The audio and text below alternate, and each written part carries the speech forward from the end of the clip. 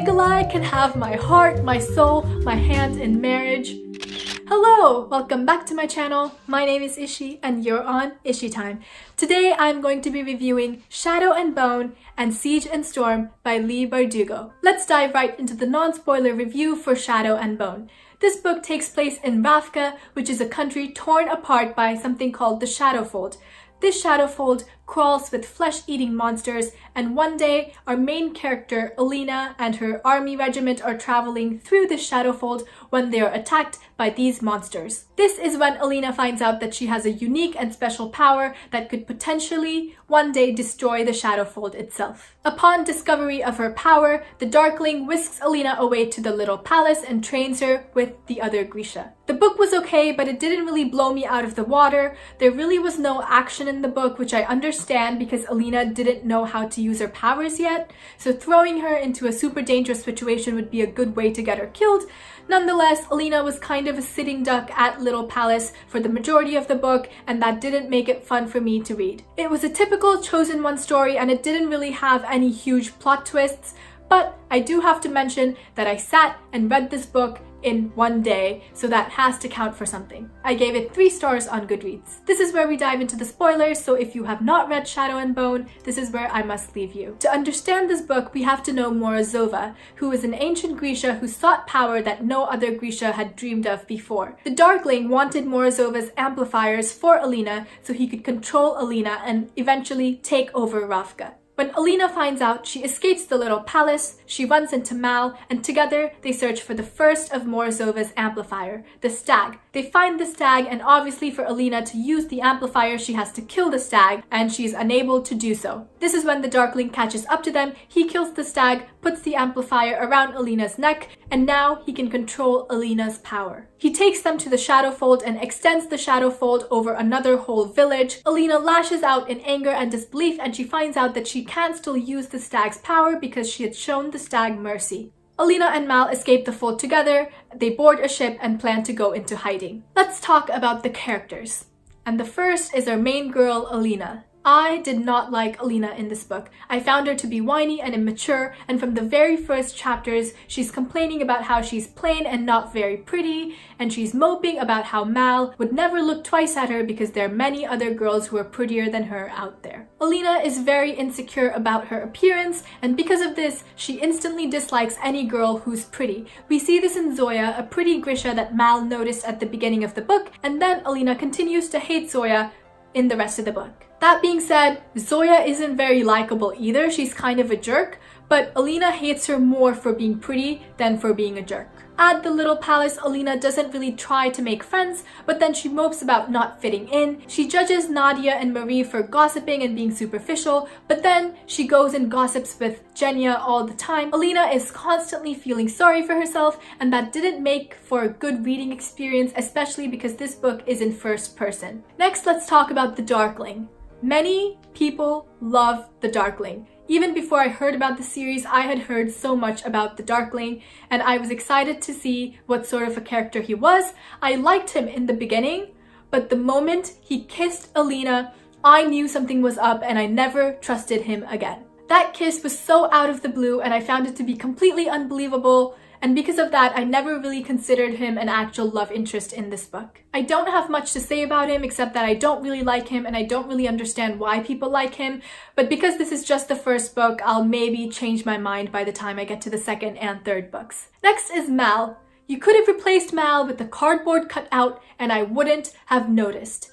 He just didn't play that huge a role in this book for me. I mean, he helped Alina find a stag, but he was kind of plain and didn't really seem to have a personality, and I didn't really like him that much. Overall, I thought the plot was good, the characters were okay, the writing was good, but not very extraordinary. Next, we will move on to my review for Siege and Storm, also by Leigh Bardugo. This is book 2, and this part of the review is not going to be spoiler-free, so if you have not read Siege and Storm yet, this is where I must leave you. The Darkling finds Mal and Alina hiding in Koften, which is in Noivy Zem, I believe. He takes them to search for Morozova's second amplifier on a ship owned by a privateer that the Darkling had bribed. They capture the second amplifier, the Sea Whip, and this is when Strumhond, the privateer, betrays the Darkling and takes Mal and Alina back to Ravka. We find out that Strumhond is actually Nikolai Lenstov, Prince of Ravka, second in line for the throne.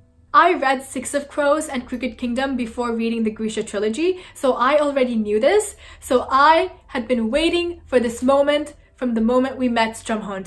And this moment was so good. When Alina finds out that Strumhond is Nikolai, she punches him and Mal is like, I'm jealous because I wanted to punch him. It was such a good scene. I was so happy reading that part. Anyway, with Nikolai's help, Alina takes command of the Second Army and they prepare for war against the Darkling. All of this happens in the first couple chapters of this book. So many things happen in this first part and then not enough happens in the rest of the book, which made the rest of the book kind of slow and hard for me to get through. The characters were more dimensional in this book, even the side characters were better developed, which I was really happy about. Much of this book included Alina scoring through the libraries and looking through Morozova's journals and attending meetings with Nikolai. In the last couple chapters, the Darkling attacks the little palace and Alina's forces are destroyed. Alina uses the Darkling's power to create more shadow monsters in hopes of tiring the Darkling out and even killing him, but it wasn't enough and Alina, the remaining Second Army, and all of the Sun soldiers are forced to flee. Let's talk about the characters. First is Alina. She is definitely better developed in this book than she was in the last, and I liked her much more than I did in the last book. She's still kind of petty and she still hates Zoya for being pretty and for flirting with Mal, but she's less superficial than before. She discovers a darker side to herself, a side that scares her, yet she can't help but embrace it a bit. She's no longer the whiny girl we knew from book 1. Instead, she keeps her emotions under wraps in favor of getting the work done. She throws herself wholeheartedly into her role as the leader of the Second Army, which causes her to drift further and further apart from Mal. I didn't care much for Mal in the first book, but in this book, he really comes into himself. Mal cares deeply for Alina and would do anything for her. He sees how much the amplifiers are affecting her, and he obviously doesn't want her to go after the Firebird, but he still would go after the Firebird if that's what she wants. He deals with the growing rift between himself and Alina by drinking and fighting, which is very understandable and very human, but his actions cause Alina to feel even more lonely. Next is Nikolai. I love Nikolai. Nikolai can have my heart, my soul, my hand in marriage. He, I think, is one of the best developed characters in this book, and I'm not just saying that because I love him. He's cocky and he seems pretty carefree, but he cares a lot about how people view him, which is why he puts on different faces depending on the company in which he is in. Even though he has his own motivations and only wants to ally with Alina for political purposes, he is one of the only characters that checks in on Alina time and time again, and he seems to be one of the only people that really cares for her. He is kind of a love interest for Alina in this book, and I really like the relationship between them. They are good friends, and I definitely could see them grow to be something more. Next are the twins Tolya and Tamar. They are Grisha, and they used to be part of Strumhond's crew.